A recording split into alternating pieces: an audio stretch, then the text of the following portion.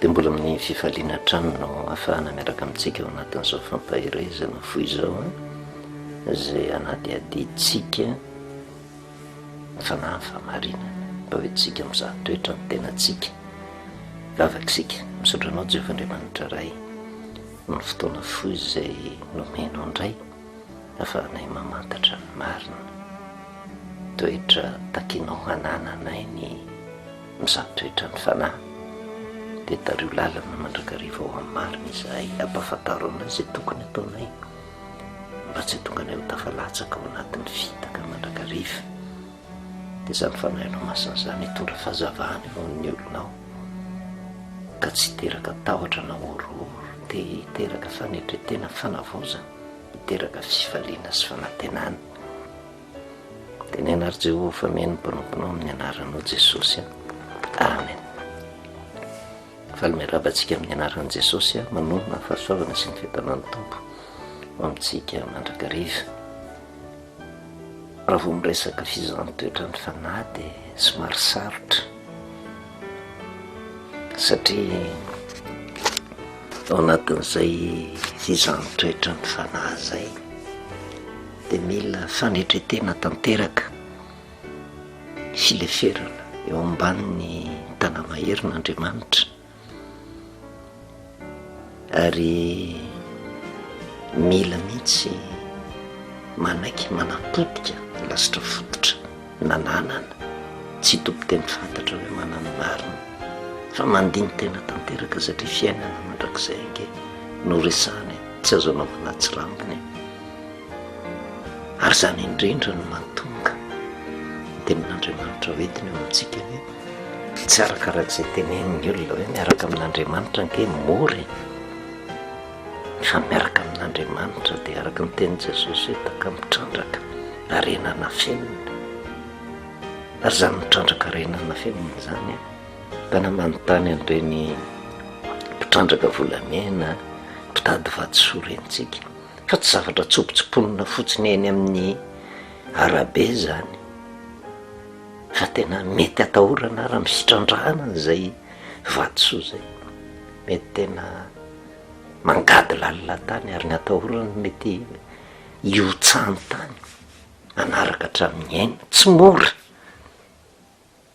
ary zay no mahatonga atsika mitondra ny fanadiadiana. Tamin'ny faramoantsika dia niresaka hoe mila mamantatra ny tenantsika ny antsika no nazavana n'lay resaka fanahy voasoratra ao anatin'ny baiboly efa lesona fanomentsika tany aloha tany fa naverina ny fitimina fotsiny hoe fantaro ange ny tenantsika fa misy le filazan'ny soratra masinasy fanahy fa rejerevanao ny teny grika izy dia soma ka entina ilazana ny tele tena be tsy mahatsiaro tsy misaina kanefa velona fa manana ny faniriny manana ny filany fanahy nefa nilazana azy amin'ny teny gasy fa rehefa mijery ianao ny teny grika dia soma ny ilazany azy ilazana ny ty tena be ty fa ty tena be atsika ty dia io indray ao anatiny misy an'le psuke na le amina ary matetika moa rehefa tena jerevana ny tena izay namboarin'Andriamanitra dia taka amin'ny trano no natao hitoerany fanahy dia misy fanahy anankiroa izay niresahantsika mitoetra ao le psuke le maizy ny olona le afaka mandray fanapahan-kevitra le afaka manana safidy le afaka mibaiko ary zay le psuke le maizy ny olona zay fa na tsy hita maso tsy misaraka amin'ny olona fa na mitoetra ao anatiny fa misy koa nefa le ataony hoe pneuma tsy fanahy ao anatin'ny olona izy io fa fanahy ety ivelany fa afaka miditra ao anatin'ny olona araka ny safidiny le psuke ary nresantsika ohatran'ny hafahafa na dia ao raha le fanahy maha olona ny olona tsy afaka mihetsika io tsy afaka manatanteraka asy io raha tsy fehezina fanahy avy aty ivelany io fanahy avy any ivelany io tsy tokana nefa io no mifeny olona fa arak'ilay safidin'lay psique na le fanahy maiziny olona efa mitoetra ao anatiny de afaka misafidy izy. Ary io fanahy avy any ivelany io de misy le hoe fanahy avy amin'Andriamanitra, misy ny fanahy avy amin'ny démonia, ary ny ilazany azy de pneuma tsara na pneuma ratsy. Zay no nazavaintsika tamin'ny farany mba hoentina mamantatra ny tenantsika hoe misy an'le soma, le tena be, misy an'le psique, le fanahy maizy ny tsiraray avy, le fanahy maolona, ary misy ny pneuma kanefa ny olona tsy afaka manantanteraka zavatra raha tsy fehezan'le fanahy avy ety ivelany. De na io le pneuma tsara na le pneuma ratsy. Ny fahafantarana an'izay no ahafahantsika amin'izay mijery an'le afatra napetraky Jaona voalohany toko fahaefatra de ny 1:2 ka hatramin'ny fahatelo hoe ary malala aza mino ny fanahy rehetra fa izao toetra ny fanahy na avy amin'Andriamanitra ireny na tsy, satria maro ny mpaminansantika efa lasa any amin'izao tontolo zao zao no ahafantarinareo ny fanahin'Andriamanitra, ny fanahy rehetra izay manaiky fefa tonga tamin'ny nofo Jesosy Kristy no avy amin'Andriamanitra, ary ny fanahy rehetra izay tsy manaiky an' Jesosy de tsy mba avy amin'Andriamanitra, ary zany ny fanahin'ny Antikristy izay farinareo fa ho avy sady efa eo amin'izao tontolo zao sahady izy. Mba hananantsika an'izay esprit de discernement zay na fahaizana mamantatra ny fanahy de tsy maintsy fantatritsika ary ireo karazana fanahy telo zay niresahantsika ireo hoe soma, psique ary pneuma. Izy amindreo ty tenen'ny Jaona ty hoe aza mino ny fanahy rehetra, aza mino ny fanahy rehetra. Rehefa fakafakaina fa tsy ho velarintsika lava satria efa nentintsika teto ihany de raha miresaka n'ity vizahny toetra ny fanahy ty Jaona de tsy miresaka mihitsy izy an'le soma, tsy miresaka mihitsy izy an'le psique, satria fanahy avy any ivelany io resahany io zay mifeny olona. Ary io no mahatonga antsika tsara ny mamantatra ny fanahy ny fahamarinana, fa tsy hoe andeha fa rehefa misy famantarana mitrango eo amin'ny fiainako de hoe fanahy avy amin'Andriamanitra mandrakariva izy. Fa rehefa tena jerevana ty fanahy resahan'ny Jaona ty de le fanahy pneuma, fanahy avy any ivelany, ka na io pneuma tsara na io pneuma ratsy. Ary zay le hoe mila fantarina ny teny soratra masina Jaona voalohany toko fahaefatra ny 1:2 ka hatramin'ny fahatelo. Raha vakiko indray mandeha ry malala aza mino ny fanahy rehetra ozy fa izao toetra ny fanahy na avy amin'Andriamanitra ireny na tsy, satria maro ny mpaminansantika efa lasa any amin'izao tontolo zao. Zao no ahafantarinareo ny fanahin'Andriamanitra, ny fanahy rehetra izay manaiky fefa tonga tamin'ny nofo Jesosy Kristy no avy amin'Andriamanitra, fa ny fanahy rehetra izay tsy manaiky an' Jesosy de tsy mba avy amin'Andriamanitra, ary zany no fanahin'ny Antikristy izay farenareo fa ho avy sady efa eo amin'izao tontolo zao sahady izy. Raha miteny greka zany de ozytsika hoe misy an'ireo karazana miteny fototra karazana fanahy anankitelo soma, psique ary pneuma reo. Rehefa jerevana de le pneuma tiany Jaona ho resahana. De raha solotsika zany ny teny hoe fanahy amin'ny Jaona voalohany toko fahaefatra io, zay resaka fanahy rehetra de solotsika hoe pneuma de zao no voasoratra hoe ry malala aza mino ny pneuma rehetra. Zany hoe zay fanahy io tsy tokana io, misy fanahy betsaka miseho miendrika maro isan-karazany, aza mino ny pneuma rehetra. Raha ny tena marina moa de mizara roa araka miresahantsika hoe misy pneuma tsara, misy pneuma ratsy. Fa rehefa hidirantsika lalina de ho hitantsika amin'ny fahamarinana io hoe io pneuma io de misy karazana pneuma be de be. Raha tsy voavavahantsika moa zay pneuma zay de ankava fanahin'Andriamanitra sy ny fanahin'ny devoly fotsiny ange zany fa anatin'izay pneuma zay mbola mizarazara zavatra be de be zay tsara fantaritsika mba hafantarantsika n'la fanahy famarinana zay ny rahan' jesosy kristy teto am'ity zao tontolo zao ety tamin'ny andro pentekosta de ozy hoe ry malala aza mino ny pneuma rehetra fizao toetra ny pneuma ozy a na avy amin'andriamanitra reny na tsy satria maro ny mpaminany santoka efa lasa any am'izao tontolo zao zao no afantaranareo ny pneuma an'andriamanitra de ny pneuma rehetra zay manaiky fefa tonga tamin'ny nofo jesosy kristy no avy amin'andriamanitra fa ny pneuma rehetra zay tsy manaiky an' jesosy de tsy mba avy amin'andriamanitra ary zany no pneuma ny antikristy zay farenareo fa ho avy sady efa eo am'izao tontolo zao sahady izy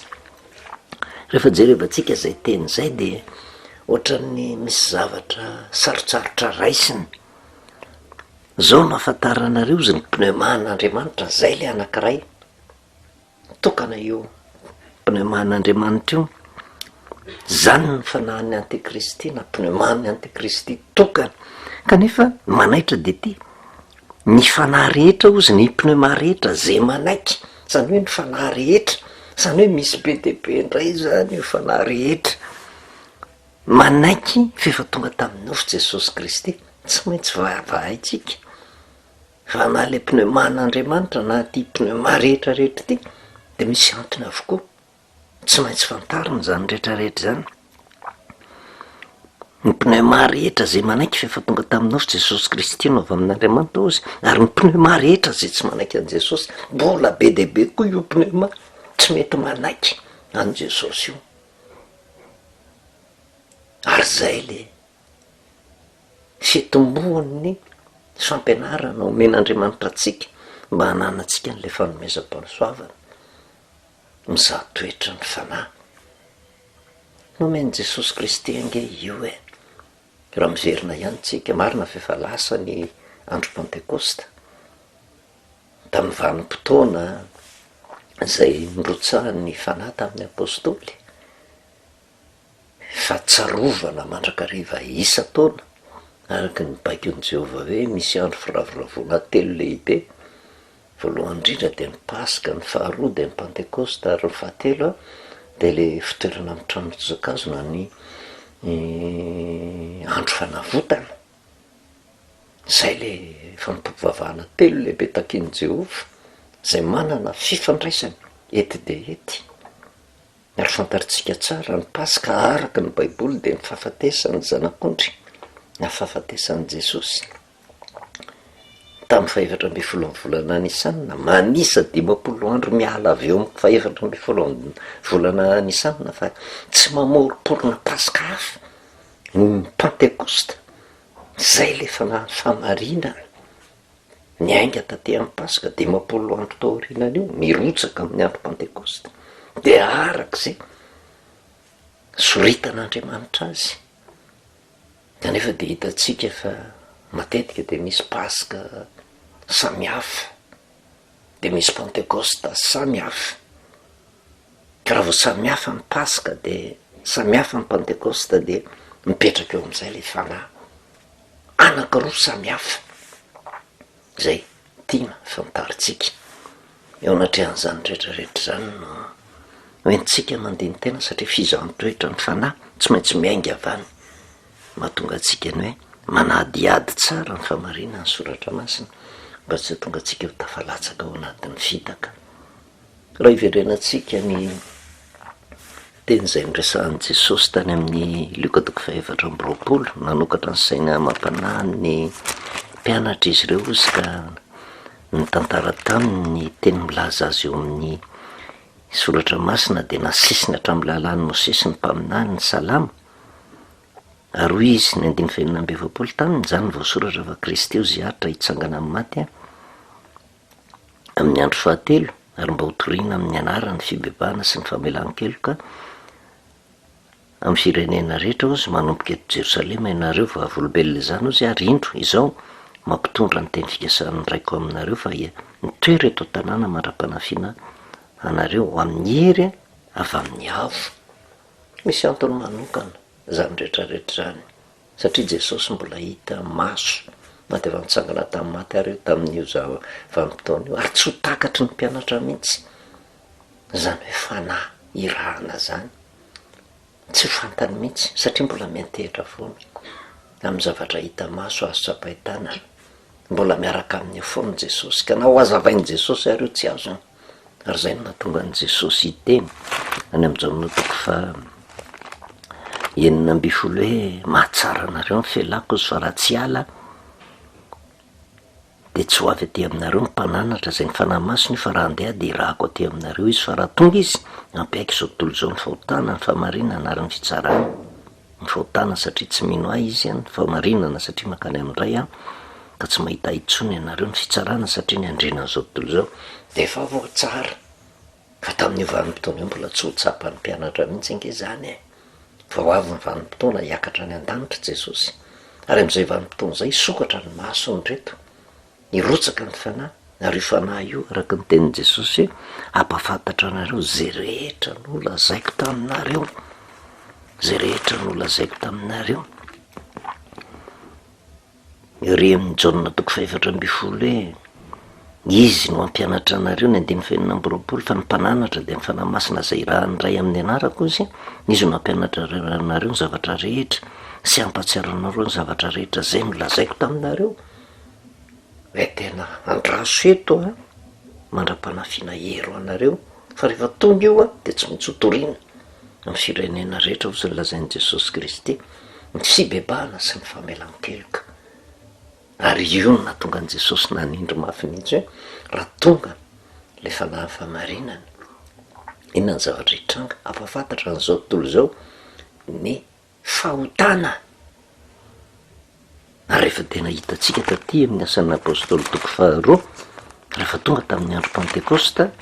de nitoejavatra nitranga ny andro teo ny mpianatra nirotsaka ny fanahy taka ny lehilahy maro mitarehanafo teo aminy a ny andiny faefatra samy feno hoe fanahy masina izy rehetra ka de niteny tamin'ny fiteny maro samihafa araka ny nampitenena ny fanahy masina azy nahazo hery satria tamin'ny vanim-potoana io mafy ange ny fanenjehana ny mpianatra zay nino an' Jesosy tsy fivavahana jiosy tamin'izany vanim-potoana zany tsy nazaka ny mpanaradian' Jesosy eny fa na ny fitondrana tamin'izany vanim-potoana zany keo de ny ray fo tamin'ireo jiosy ireo ka nanenjika sy nampahory mihitsy ny kristianina tamin'izany vanim-potoana zany fa rehefa mirotsaka kosa ny fanahy nahazo hery izy fa rehefa nahazo hery izy de niteny tamin'ny fiteny maro samihafa nitoro ny filazantsara fa tsy nisy resaka mihitsy hoe iny fa nampidera ny teny tsy fantatra iny fa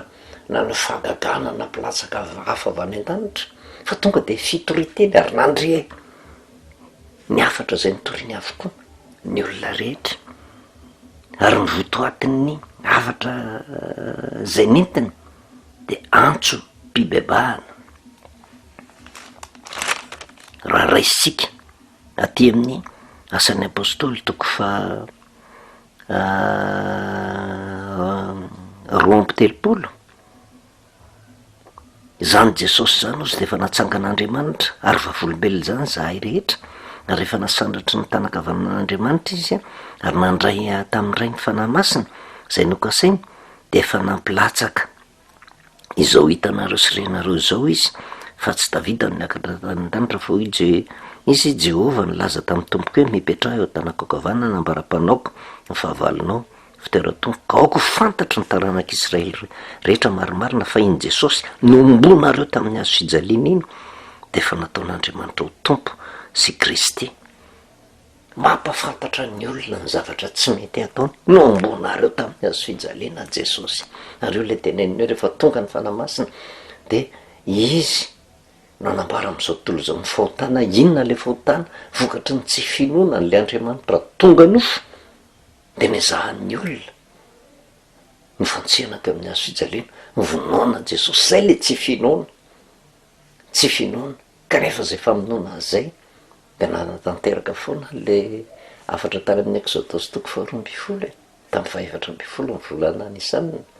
fa le fahaefatra amby folo ny volana Nisanina niteraka tsy finoana tao anatin'ny olona fa nitanjona ankendren'ny olona de ny ambevona tanteraka n'lay andriamanitra nitondra fiainana ety am'ty zao tontolo zao ty fa diso hevitra izy afatra ny fibebahana tafita tao anatin'ny olona zay rehetrarehetra zay rehefa nirotsaka ny fanahy ary raha nandre zany ny olona ozy de voatsindrona taponka nanao tamin'ny petera sy ny apôstôly namany hoe rahalahy nanao taonay ro petera tamin'ny mibeba aloka samy atao batisa amin'ny anaran'i Jesosy Kristy ianareo rehetra mba ahazo famelana ny elokareo de nareo andray ny fanomezana ozy a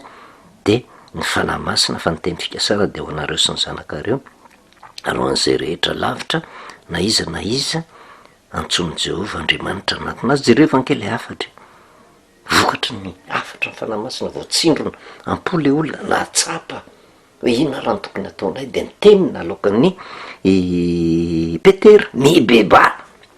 ary tsy vitan'izay ihany fa nitary ny taona ny sain'ny olona izy aoka atao batisa amin'ny anaran'i Jesosy manarak'izany atao batisa fa inona ny antony anaovana batisa mba hahazo famelan-keloka de ahoana ny lazain'i Jesosy tany amin'ny Luka toko fa 4:20 Luka toko fa 4:20 de zao mambaran'i Jesosy Kristy ara ny 5:20 ary mba hotoriana amin'ny anarany fibebahana sy ny famelan-keloka amin'ny firenena rehetra ozy manomboka eto Jerosalema ary ianareo ny vavolombelona izany ary indro zao mampitondra ny teny fikasan'ny ray ho anareo fa mitery reto tanàna mandra-panafiana hery ho anareo amin'ny hery avy any amin'ny avo rehefa nitory de natonga fibebahana atao amin'ny olona fa ny afatra napetraky Jesosy a mitotoriana amin'ny anarany ny fibebahana sy ny famelan-keloka de ozy petera mibeba kanefa mikolaka zany ny tenenan'i Jesosy raha tia ndray famelan-keloka